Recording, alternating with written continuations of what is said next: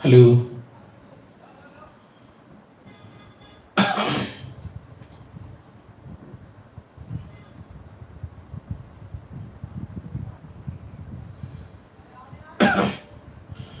नमो अरिहंताणं नमो सिद्धाणं नमो आयरीयाणं नमो उवज्झायाणं नमो लोये सव्यसाहूढं।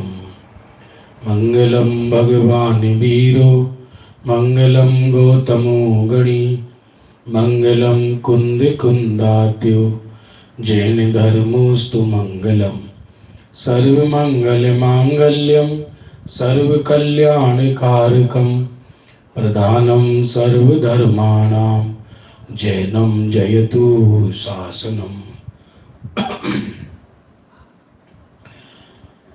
अज्ञानतिमिरान्धानां ज्ञानाञ्जनशलाकया चक्षुरुन्मीलितं येन तस्मै श्रीगुरुवे नमः। आत्मा ज्ञानं स्वयं ज्ञानं ज्ञानातन्यत् करोति किं परभावस्य कर्तात्मा मोहोऽयं व्यवहारिणाम्।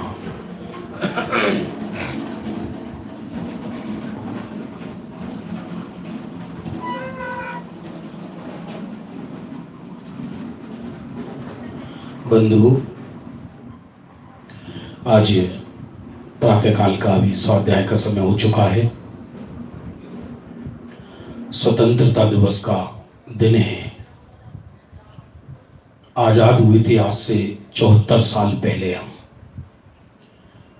आजाद तो स्वतंत्र तो कण कण है।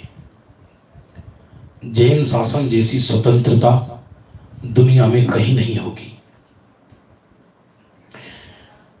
इतना स्वतंत्र है, दो द्रव्य तो स्वतंत्र है ही, बिल्कुल सर्वथा। एक ही द्रव्य में होने वाली दो पर्याय भी स्वतंत्र हैं। किसी पर्याय को किसी से कोई लेना देना नहीं। और पर्याय तो स्वतंत्र हैं ही। एक गुण की दो पर्याय स्वतंत्र हैं और अनंत गुणों की एक साथ होने वाली सभी पर्याय स्वतंत्र हैं। पर्याय तो स्वतंत्र हैं, एक द्रव्य में रहने वाले अनंत गुण स्वतंत्र हैं। यदि सर्व गुण एक हो जाए, उनकी स्वतंत्रता खंडित हो जाए तो द्रव्य का नाश हो जाए। बाबूजी के प्रवचन है, सुनना आप ध्यान पूर्वक। क्यों? क्योंकि द्रव्य उसे कहा जाता है जो गुणों का समूह हो। और गुणों का समूह तभी रह सकता है कि जब गुण स्वतंत्र हो। यदि सारे गुण स्वतंत्र ना हो तो एक गुण हो जाए, और फिर एक गुण हो जाए तो एक गुणधारी द्रव्य कहलाएगा क्या? फिर तो द्रव्य रहा ही नहीं। इसलिए गुण स्वतंत्र हैं तभी गुणों का समूह कायम है। यदि गुण स्वतंत्र ना हो तो गुणों का समूह कायम ना रहे। सर्व गुण एकात्मक हो जाए, और एकात्मक होने से एक गुण ही बन जाए, और एक गुण बन जाने पर द्रव्य का ही नाश हो जाएगा। क्योंकि द्रव्य तो अनंत गुणात्मक होता है। जितनी स्वतंत्रता दो द्रव्यों की है, उतनी ही स्वतंत्रता दो गुणों की भी है। ये बात अलग है कि एक गुण में दूसरे गुण का रूप है, तथापि दोनों गुण स्वतंत्र हैं। जैसे एक घर में रहने वाले सारे मेंबर, सबकी इनकम टैक्स फाइल अलग अलग होती है, एक घर के सदस्य होने पर भी। आज स्वतंत्रता दिवस है। हम जिस देश में रह रहे हैं ये बहुत अद्भुत देश है। भले ही काल दोष से कुछ विसंगतियां, कुछ विडंबनाएं नजर आती हैं, और आज भी जितनी स्वतंत्रता अपने देश में है कहीं नहीं होगी इतनी स्वतंत्रता। बाह्य स्वतंत्रता भी देखी जाए, व्यक्ति निर्भय होकर यहां विचरण करता है। ग्रंथों में वर्णन आता है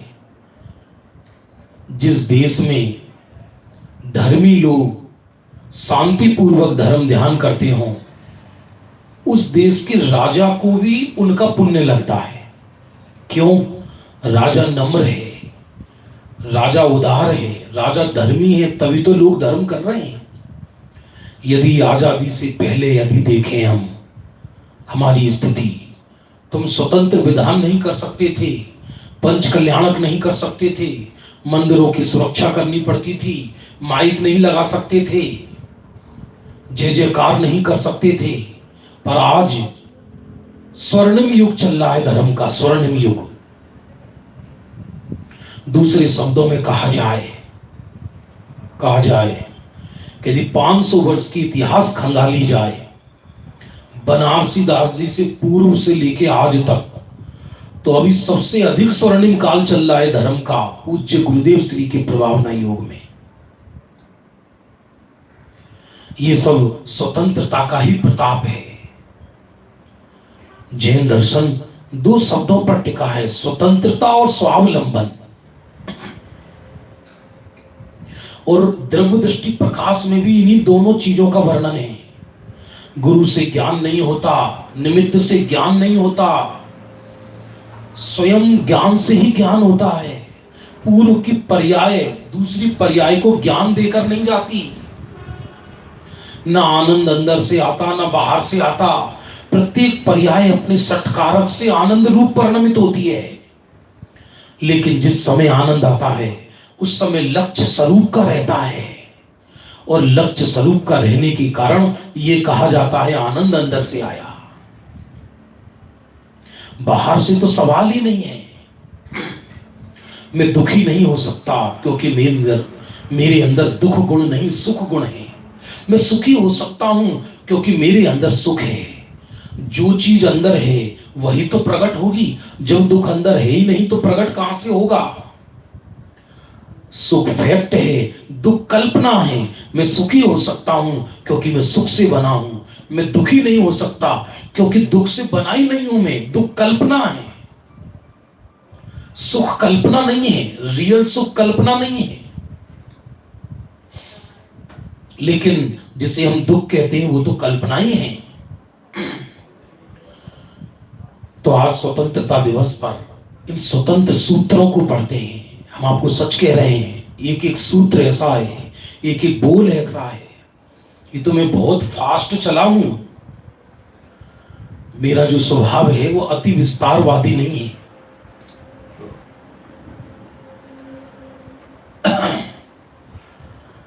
कल अपना हो गया था 362 नंबर का बोल, और अभी 363 नंबर का बोल। कल चर्चा हुई थी, सहज पुरुषार्थ में थकान नहीं लगती। जब थकान हो वो पुरुषार्थ नहीं, जब थकान हो वहां आनंद नहीं, जब थकान हो वहां निज का आश्रय नहीं। विभाव में जीव अनंत काल नहीं रह सकता, स्वभाव में अनंत काल रह सकता है। विभाव में थकावट है, स्वभाव में आनंद है। जब स्वभाव के लक्ष्य से पुरुषार्थ होता है तो उसमें कभी थकावट नहीं होती। शुद्धोपयोग में थकावट नहीं है। प्रश्न हो सकता है कि थकावट नहीं है तो उपयोग बाहर निकलकर क्यों आता है? चौथे गुण स्थानवर्ती में उपयोग की योग्यता ऐसी है। शुद्धोपयोग में तो आनंद है। जहां आनंद के झरने झरते हो वहां जीव च्युत क्यों होगा? वहां से च्युत क्यों होना चाहेगा? अभी वीर ने उतना प्रस्फुरित नहीं हुआ। ये नियम है। अंतर मुहूर्त अंदर समाने के लिए वीर भी उस जाति का चाहिए, पुरुषार्थ भी उस जाति का चाहिए।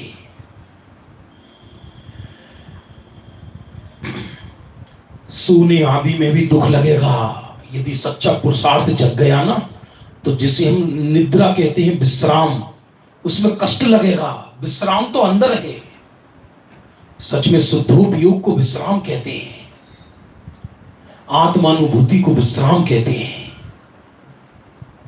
फिर निद्रा में भी थकान लगेगी। 363 नंबर का बोल, त्रिकाल स्वभाव और परिणाम स्वभाव, यह दोनों सर्वथा जुदे हैं।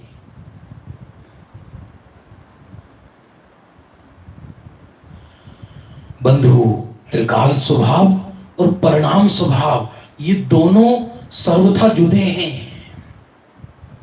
क्योंकि वस्तु त्रिकाल सत्य और क्षणिक सत्य दोनों को मिलकर एक अभेद वस्तु कहलाती है। उसमें परिणाम स्वभाव अनित्य स्वभाव, अनित्य धर्म भी है और नित्य धर्म भी है, और दोनों जुड़े हैं। अनेकांत कहते ही उसको है जहां दो परस्पर विरुद्ध धर्म एक साथ पाए जाएं, लेकिन समूचे प्रमाण के द्रव्य की अपेक्षा से उनको एक कहने में आता है। समझो, ये अद्भुत शैली है, अद्भुत शैली जिन शासक की। त्रिकाल स्वभाव और परिणाम स्वभाव दोनों एक कहने में आते हैं प्रमाण की दृष्टि से, और यदि स्वतंत्रता की दृष्टि से देखें तो त्रिकाल स्वभाव भिन्न है और परिणाम स्वभाव भिन्न है। त्रिकाल स्वभाव परिणाम स्वभाव को नहीं करता, परिणाम स्वभाव त्रिकाल स्वभाव को नहीं करता। त्रिकाली परिणाम को कैसे करेगा? विचार करना। और जो स्वयं अनित्य है वो नित्य को कैसे करेगा? इसलिए नित्य अनित्य का कर्ता नहीं है, अनित्य नित्य का कर्ता नहीं है, दोनों जुड़े हैं।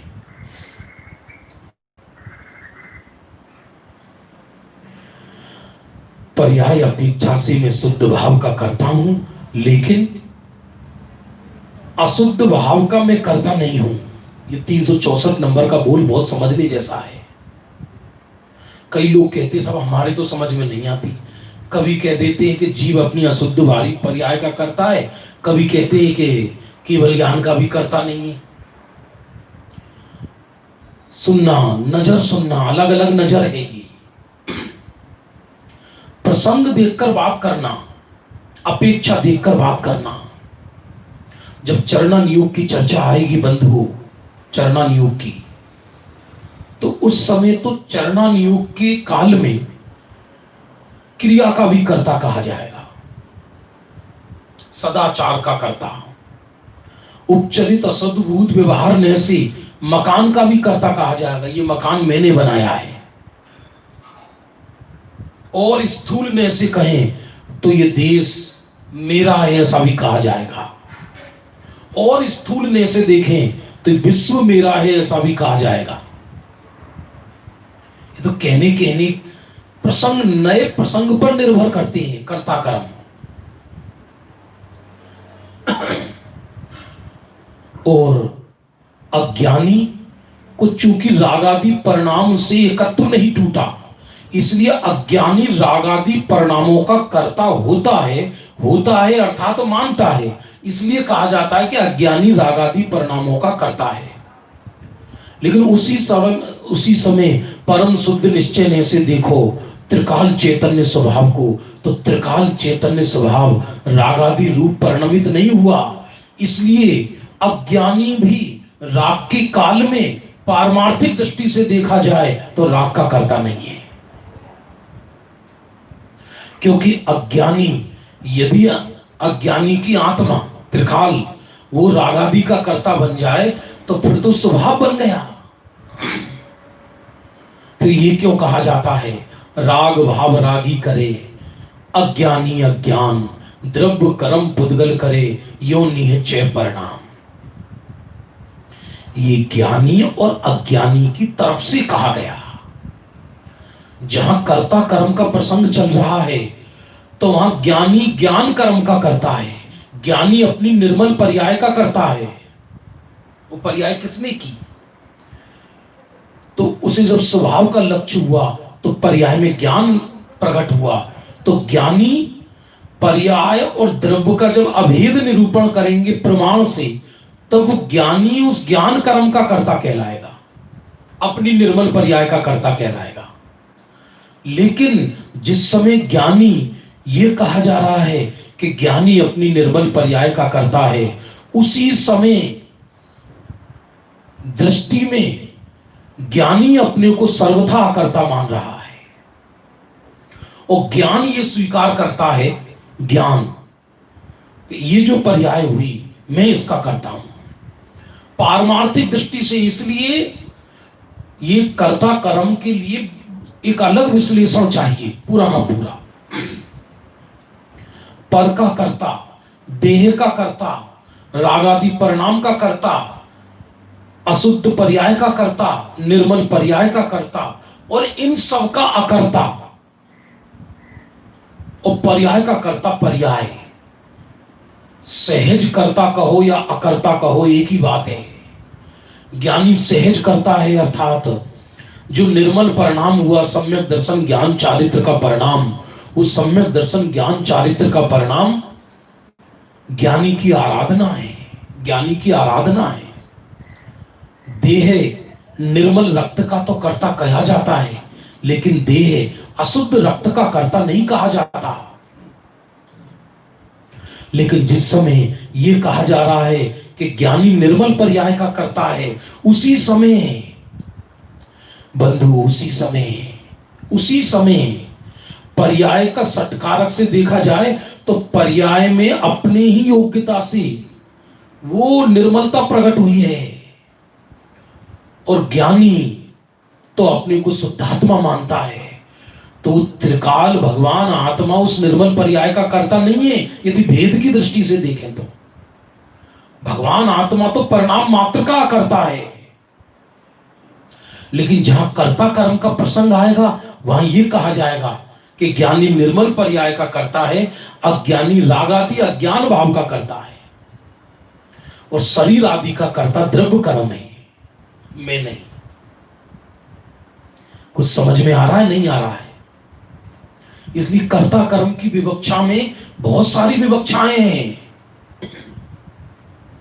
कभी आत्मा को अकर्ता कहते हैं, और 47 शक्ति में आत्मा में कर्ता शक्ति भी है, कर्म शक्ति भी, अपने ज्ञान भाव का करता है आत्मा।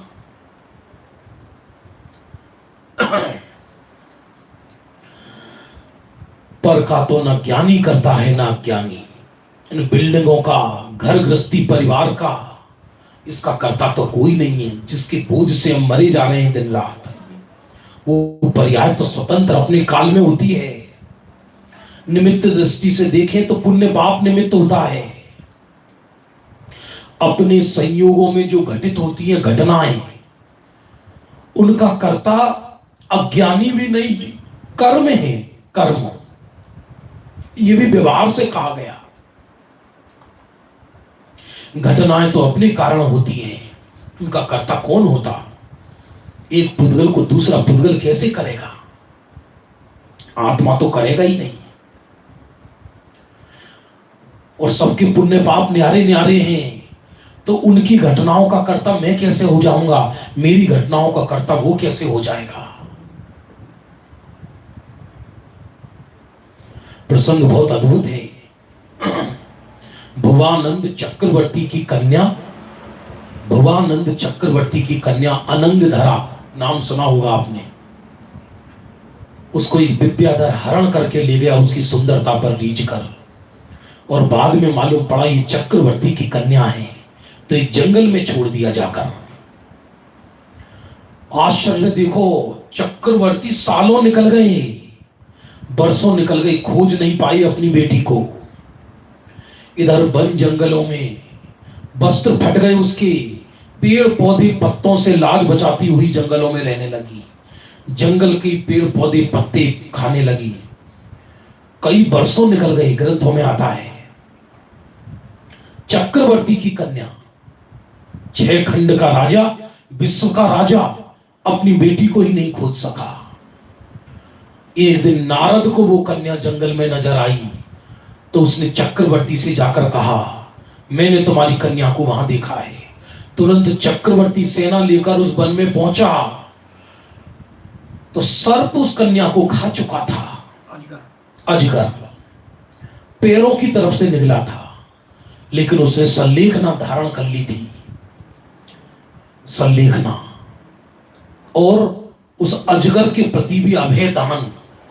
विचार करो, विचार जरा, कैसे परिणाम होते होंगे जिन शासन में। जो साबुत निगल रहा है उसके प्रति भी दया, उसके प्रति भी दया। जैन शासन का व्यवहार भी उत्कृष्ट है। मैं ये उदाहरण क्यों दे रहा हूं समझना।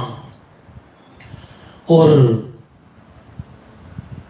तो चक्रवर्ती ने तीर धनुष लेकर अजगर को मारना चाहा, तो बेटी हाथ जोड़ के पिताजी को ऐसा कहती है, नहीं, मैं सल्लेखना अंगीकार कर चुकी हूं, मैं तो वैसे भी नहीं बचूंगी, इसको मारकर तुम पाप मत कमाओ, इसको अभय दान दो। अभय दान में प्रसिद्ध हुई। जरा खोज कर देखो अपना कलेजा। हमारी कोई निंदा करे तो हमें उसके प्रति द्वेष पैदा होता है।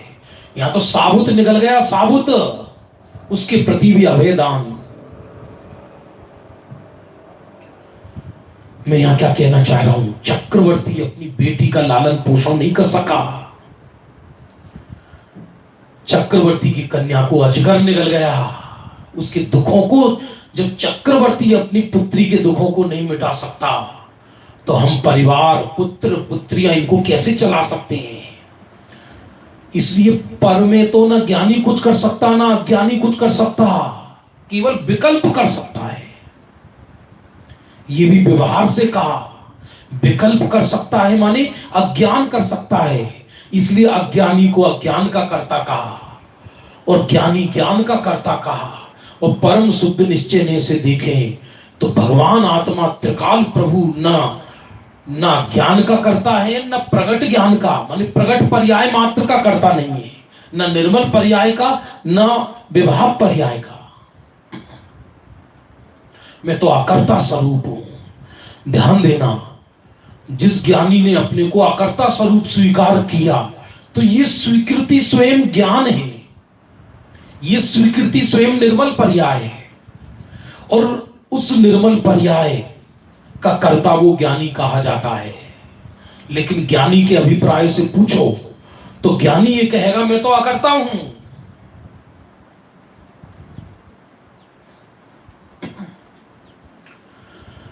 ये बहुत बड़ी सेमिनार चाहिए कर्ता कर्म पर, सारी विवक्षाएं सामने आनी चाहिए कर्ता कर्म की। पर्याय अपेक्षा से आया ना, पर्याय अपेक्षा से मैं शुद्ध भाव का करता हूं, लेकिन अशुद्ध भाव का मैं करता नहीं हूं। कर्ता कर्म अधिकार में रागादि का व्यापक संबंध पुद्गल से कहा। पुद्गल करता है रागादि परिणाम का, क्योंकि जहां जहां राग वहां वहां आत्मा नहीं, जहां जहां आत्मा वहां वहां राग, ऐसा घटित नहीं होता। लेकिन जहां जहां राग वहां वहां कर्म का उदय, ये घटित होता है। इसलिए राग का व्यापक संबंध कर्म से है।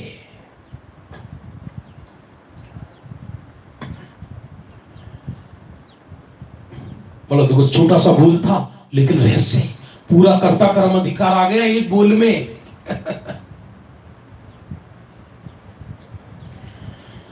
365 नंबर, एक समय के परिणाम बंध मुक्त से वस्तु शून्य है, ऐसा परमात्म प्रकाश में कहा है। भैया जीवन लगाना पड़े, इधर लगाना क्या पड़े, भाषा पड़े की है। यदि ऐसा लगता हो व्यक्ति को कि मुझे मुझ में जीवन लगाना पड़ेगा तब मेरा कल्याण होगा, तो उसका कभी कल्याण होगा ही नहीं। क्यों? क्योंकि तो लाचारी हो गई। मुझे जीवन लगाना है, होना क्या चाहिए कि बाहर मन ही नहीं लगता, जीवन ही अंदर है मेरा। बाहर आना लाचारी है, अंदर रहना मेरा जीवन है। ये चरण योग की भाषा में कहा जाता है जीवन समर्पित करना पड़े।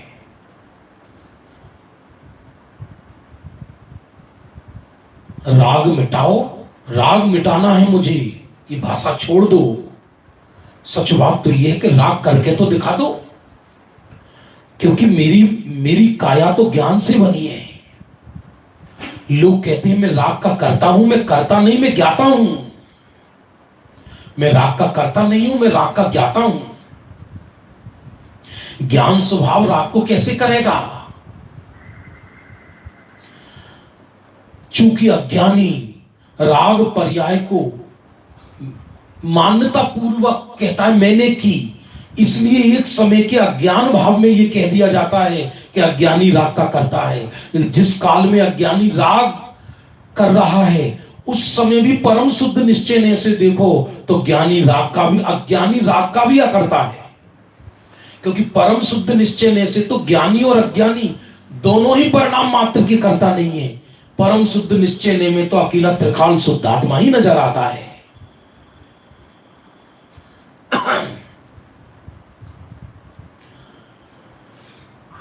मैं बंध और मुक्ति से भी शून्य, ऐसा परमात्मा प्रकाश में कहा है। बंध और मुक्ति से शून्य हूं। नजर आ रही है समझ में आपको? वो जो ज्ञानी है, स्वभाव में दृष्टि पसर गई ना तो उसे 24 घंटे स्वभाव नजर आता है। और जब स्वभाव नजर आता है तो पर्याय चाहे बंध की हो या मुक्ति हो, मुक्त पर्याय से राग नहीं और बंध की पर्याय से द्वेष नहीं, क्योंकि द्वेष पूर्वक कभी भेद विज्ञान स्वरूप में नहीं जाता। भिन्नता अलग है या द्वेष अलग है। बंध और मुक्ति मेरे से भिन्न है, ऐसा परमात्मा प्रकाश में कहा है।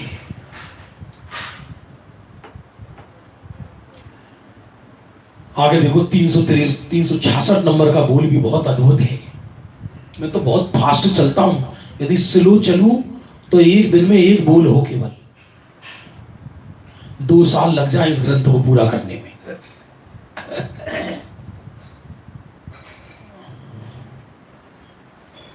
सुनने करने में थकान आनी चाहिए। ये 366 नंबर। सुनने में, करने में, वो सुनना भी कर्तृत्व ही है। सुनाने में, सुनाने में आती है थकावट। यदि सुनाने में जागृति आती तो तीर्थंकर बोलते क्यों नहीं है? यदि सुनाने में निर्जरा होती, सुनाने में आनंद बढ़ता, सुनाने से मोक्ष मिलता, तो मुनि अवस्था में मौन क्यों रहते तीर्थंकर? और तीर्थंकर अवस्था में भी दिव्य ध्वनि क्यों बंद होती है उनकी? सुनाने में ही आनंद है। तो सुनने और सुनाने में थकान आनी चाहिए। आनी क्या चाहिए? आती ही है। अमृत पीने की भी एक मर्यादा होती है।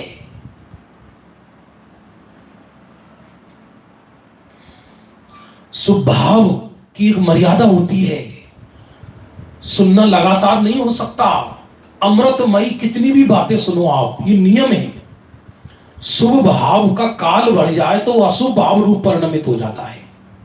क्या कहा? शुभ क्रिया का यदि काल बढ़ जाए, जैसे मान लो मुझे नॉर्मली प्रतिदिन 1 घंटा पूजन करने की आदत है किसी को, और वो उसको 1.5 घंटा कर ले, 2 घंटा कर ले, तो भले ही क्रिया शुभ होगी लेकिन परिणाम अशुभ होने लगेंगे। स्वभाव में थकावट है। जन्म कल्याणक वाले दिन जिन गीतों को सुन सुनकर लोगों को रोमांच आता है, पंडाल में लोग उछलते हैं, दीक्षा वाले दिन उन्हीं गीतों को गाओ तो लोग पथरा मारेंगे, पागल है। थोड़ा शांति होने दो माथे में। अब जो वीर रस के गीतों पर व्यक्ति उछल रहा था, वो ही बाद में ऐसे लगने लगते हैं कि जैसे कोई माथे में ढोल बजा रहा हो। बंद करो, ये शांत रस का आनंद लेने दो।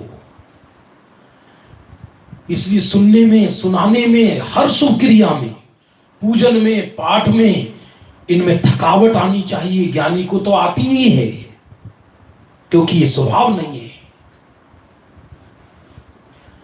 जो चीज सिद्ध दशा में साथ नहीं जाती वो मेरा स्वभाव नहीं हो सकती। जिसके लक्ष्य से शुभाशुभ भाव हो वो मेरा स्वभाव नहीं हो सकता।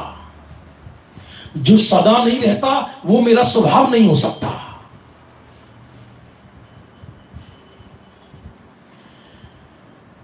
तो तत्काल किसी शिष्य ने प्रश्न कर दिया, वह तो औषधि है, अमृत थोड़ी ही है। वह तो औषधि है, अमृत थोड़ी है।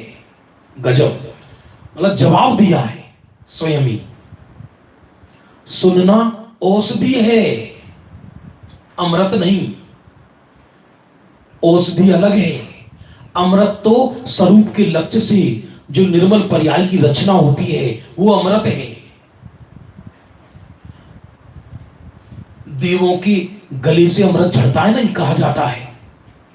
तो जब स्वरूप की दृष्टि हुई, स्वरूप में रमना हुआ, तो अमृत है। सुनना उसमें निमित्त है, सुनना औषधि है। औषधि से व्यक्ति स्वस्थ होता है, लेकिन स्वस्थ हो जाने के बाद फिर औषधि का सेवन नहीं करता रहता, बल्कि उल्टा है, स्वस्थ होने पर भी औषधि का सेवन करता रहे तो वो औषधि और बीमारी का कारण बन जाएगी।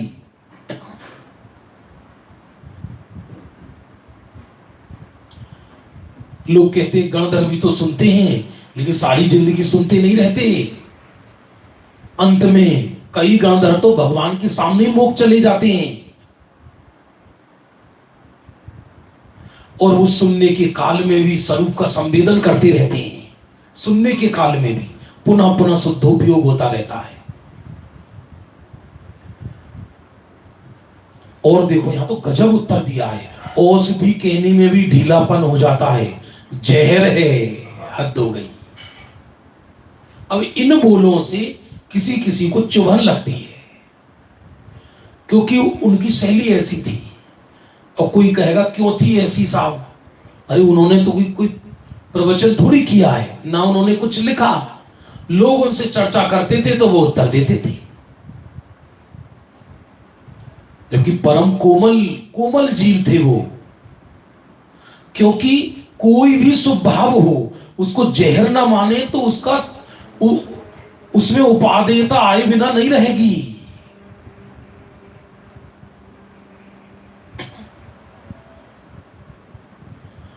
आपा नहीं जाना तूने कैसा ज्ञान धारी रे, आपा नहीं जाना तूने कैसा ज्ञान धारी रे। अपने को नहीं जाना तो कैसा ज्ञानधारी। अरे देहाश्रित कर दिया आपको, देहाश्रित कर दिया आपको, माने शिव मग चारी रे।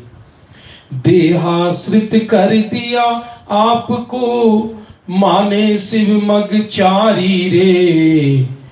आपा नहीं जाना तूने कैसा ज्ञान धारी रे, आपा नहीं जाना तूने कैसा ज्ञान धारी रे। देहाश्रित कर दिया, जड़ की क्रियाएं कर करके खुश होता है। पूजन करके आया, पाठ करके आया, अच्छा हाँ चलो अब बहुत कर लिया, बहुत धर्म कर लिया, मिठास आती है उसमें, मिठास आती है। और सभी क्रियाएं हैं, अंतर इतना है, पूजन स्थूल क्रिया है, स्वाध्याय थोड़ी सूक्ष्म क्रिया है क्रिया ही।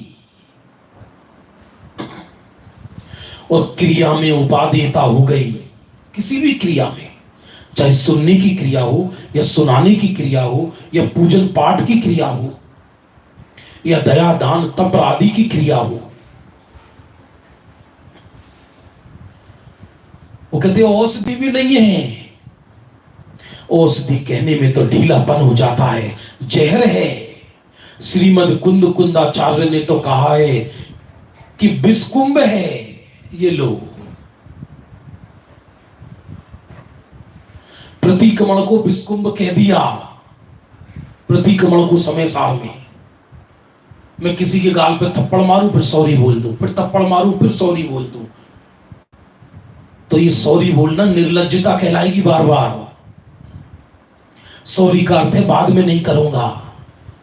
तो शुभाशुभ भावों का प्रतिक्रमण शुद्धोपयोग है, अर्थात प्रतिक्रमण से भी उठकर अप्रतिक्रमण रूप। अप्रतिक्रमण का अर्थ प्रतिक्रमण का विरोधी नहीं, प्रतिक्रमण और अप्रतिक्रमण से हटकर एक तीसरी भूमिका।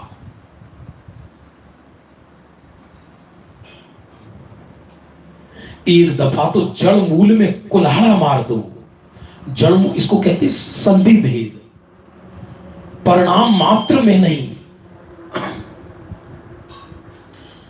पूर्व की भूमिका में सब होगा ये। सुनना भी होगा, सुनाना भी होगा, ज्ञानाभ्यास भी होगा।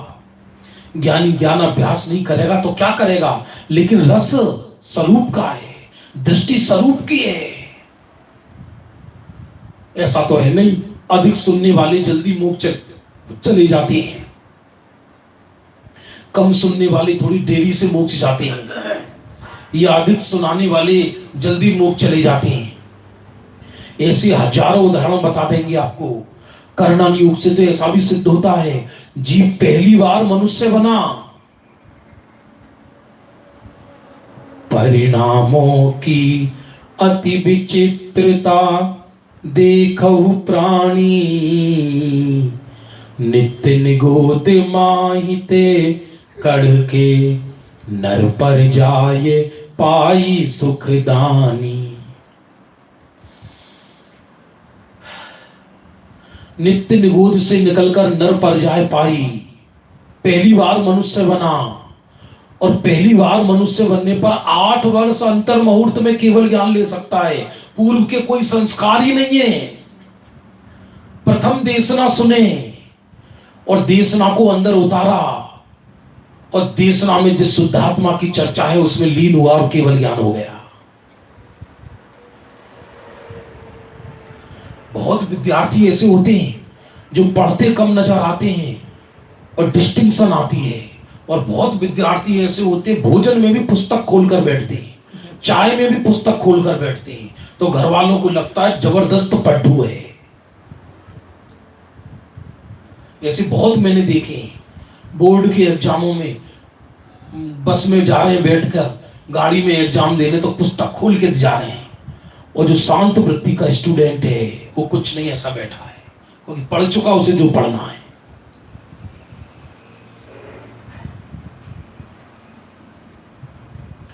पढ़ चुका उसे जो पढ़ना है। आगे देखना 367 नंबर, एक समय के आनंद का अनुभव तो पकड़ने में आता नहीं तो कैसे खबर पड़े। प्रश्न ही करना मुश्किल है, पहली बात तो ऐसी, और उसका उत्तर आ जाए ये बहुत बड़ी बात समझना। इतना गहरा प्रश्न है, रहस्यपूर्ण चिट्ठी जैसा। एक समय के आनंद का अनुभव तो पकड़ने में आता नहीं तो कैसे खबर पड़ती है ज्ञानी को कि मुझे आत्म अनुभव हुआ है और आनंद आया है। उत्तर, अरे भाई, अनुभव खुद के ख्याल में नहीं आवे ऐसा होता ही नहीं।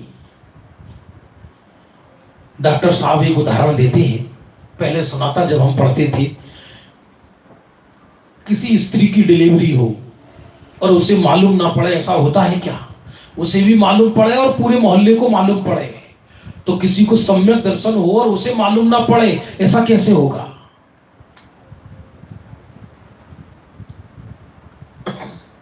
हाँ, ये तो हो सकता है कोई सम्यक दृष्टि जीव मिथ्या दर्शन में आ जाए, कोई सूक्ष्म शंका के कारण, तो उसे ये मालूम नहीं पड़ता कि मैं मिथ्यात्व में आ गया। लेकिन जब जीव को प्रथम बार शुद्धोपयोग होता है, ध्यान दशा होती है जिसमें उसको सम्यक दर्शन होता है, कोई प्रथम बार जब सम्यक दर्शन होता है तो शुद्धोपयोग के काल में ही होता है, पर शुद्धोपयोग तो च्युत हो जाता है पर सम्यक दर्शन कायम रहता है। तो दो तरह के आनंद आते हैं, एक तो शुद्धोपयोग में सघन आनंद, और फिर एक अनंतानुबंधी कसाई जो चली गई उस वीतरागता का आनंद निरंतर कायम रहता है, शुभाशुभ भावों के बीच में भी।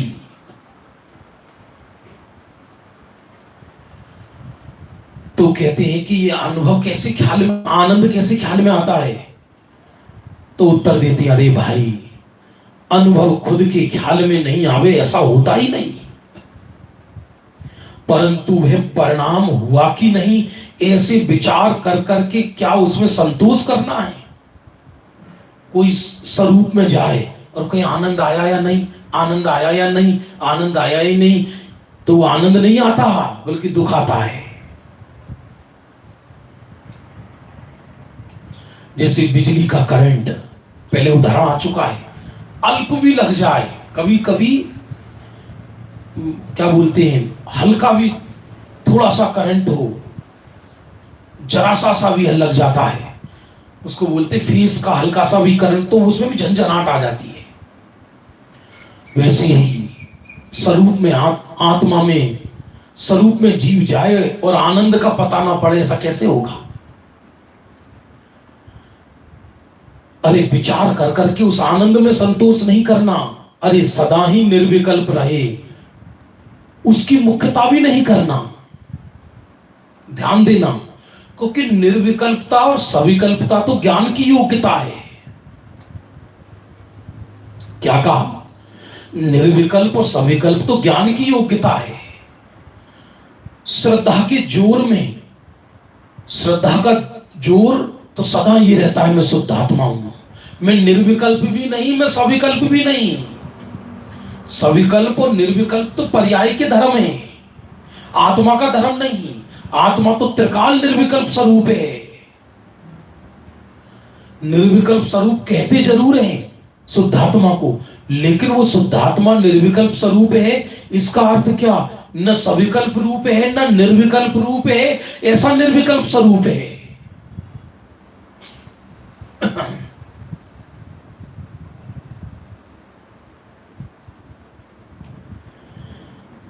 अरे सदा ही निर्विकल्प रहे उसकी मुख्यता भी नहीं रखना।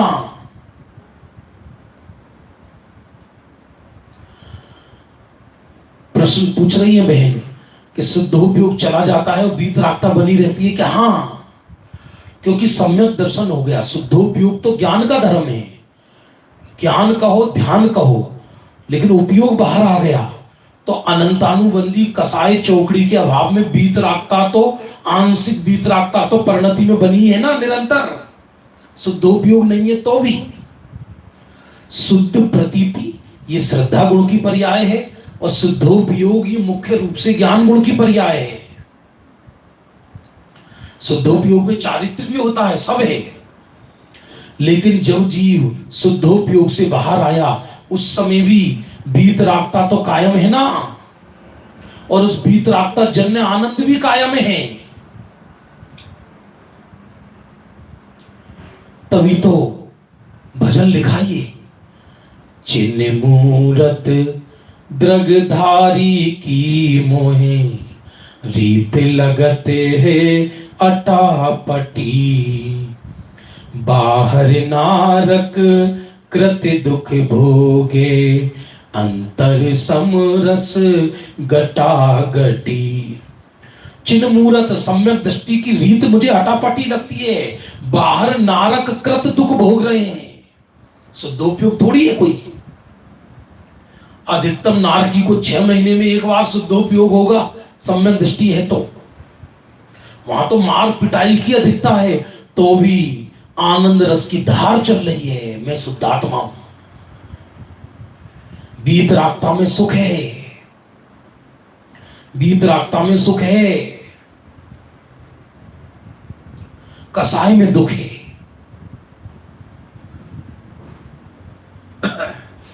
तो सुख लगातार रहता है। दृष्टि ऐसी प्रधान चीज है कि स्वभाव में दृष्टि जमते ही परिणाम खिलने लगते हैं। गजब का बोल है 368। थोड़ा हो रहा है कि 10 लक्षण तक काफी विषय हो जाए, ऐसा रहता है भाव मेरा। दृष्टि ऐसी प्रधान चीज है कि स्वभाव में दृष्टि जमते ही परिणाम खिलने लगते हैं। सम्यक दर्शन जिसको कहते हैं, पर आश्चर्य है सम्यक दर्शन में सम्यक दर्शन नहीं, सम्यक दर्शन में आत्मा है, प्रभु है।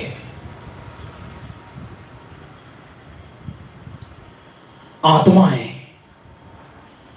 क्योंकि सम्यक दृष्टि अपने को सम्यक दृष्टि नहीं मानता, सम्यक दृष्टि अपने को शुद्धात्मा मानता है। क्योंकि ना मैं प्रमत्त हूं ना मैं अप्रमत्त हूं, मैं एक ज्ञायक भाव हूं। सम्यक्त की पर्याय का ज्ञान नहीं होता ऐसा नहीं कह रहे, ज्ञान होता है, लेकिन वो अपने को सम्यक्त पर्याय से महान नहीं मानता, वो अपने को शुद्धात्मा से महान मानता है।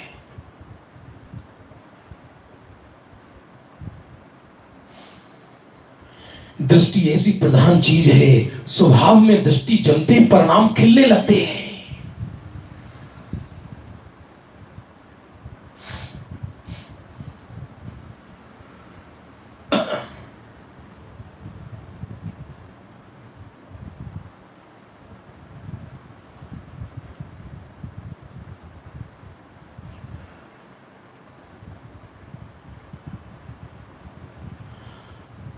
एक और बोल और लेते छोटा सा।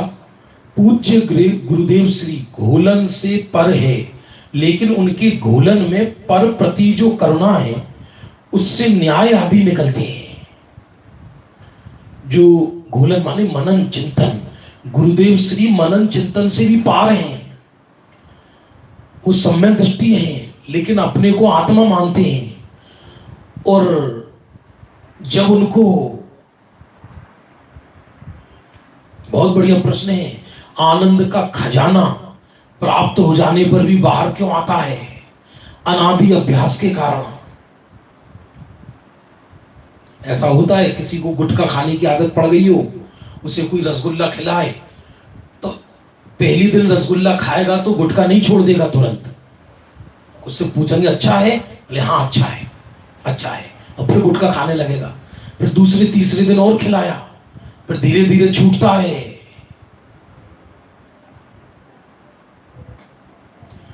राजकुमारी था, राजकुमारी बचपन में खो गई तो एक मालन उठा के ले गई तो प्याज के खेत में सोने की आदत पड़ गई।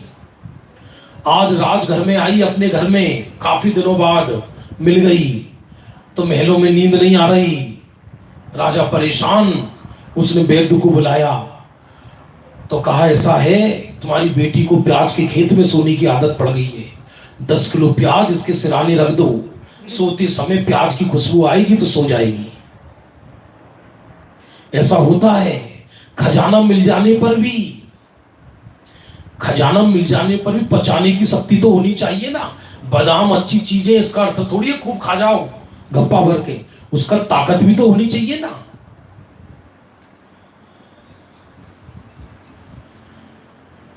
तो कहते गुरुदेव श्री जो घोलन करते थे वो उनकी करुणा से न्याय निकलते थे। जैसे पिता का धन पुत्र बिना श्रम भोगता है, वैसे गुरुदेव श्री से मिले हुए न्याय आदि को अपन बिना श्रम भोग रहे हैं। गुरुदेव ने सारा मार्ग खोल दिया, हमको तो कोई श्रम ही नहीं करना पड़ा, सारा तत्व ज्ञान सहज मिल रहा है, सहज स्वयं मिल रहा है।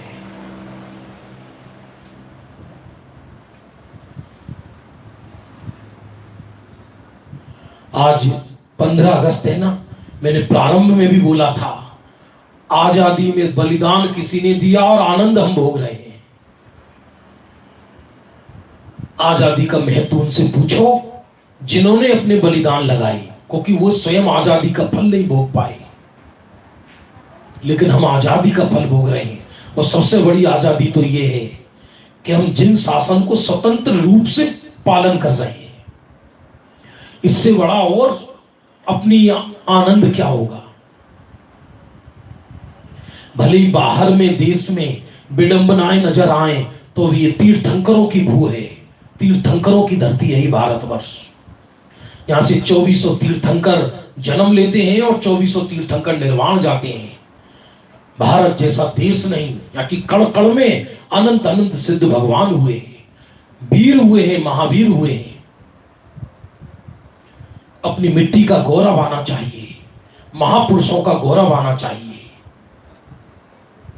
इसलिए गुरुदेव श्री ने हमें आजादी का मंत्र बताया है।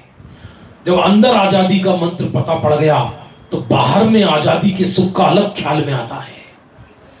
तोता सोने के पिंजरे में भी रहे तो रहना पसंद नहीं करेगा, वो आकाश में ही उड़ना पसंद करेगा। तो जगत का चप्पा चप्पा स्वतंत्र है, कण कण स्वतंत्र है, तो मैं परतंत्र क्यों रहूं? मैं स्वभाव से ही स्वतंत्र हूं। स्वतंत्रता ये सिद्धांत है, स्वावलंबन या आराधना है।